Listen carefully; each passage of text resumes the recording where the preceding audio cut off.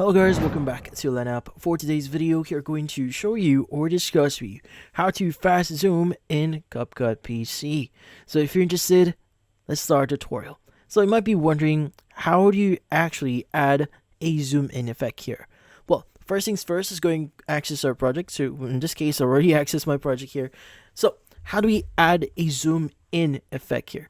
So the thing with CapCut here is you could actually utilize their presets or their already existing effects. So when you go to their effects here, so by the way, we could go and click on effects at subsection here, just type in zoom.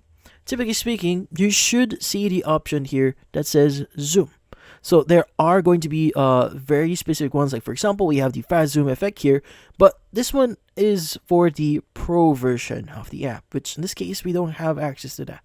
But you can still do a zoom effect here just in case you don't have the pro effect. So typically speaking, you just need to basically cut your clip here in half and you apply this effect here on that specific location or specific clip.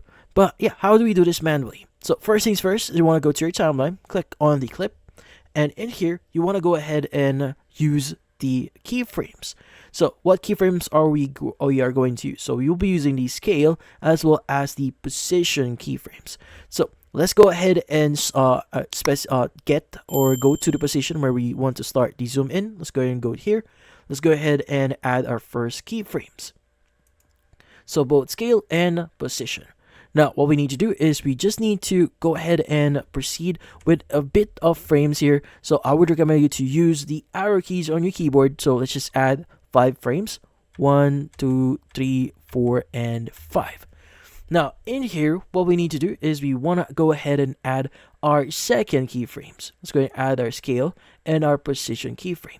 Now, let's go ahead and increase our scale here. And we want to also change our position. So you could go ahead and change your position here. Let's go ahead and change our position.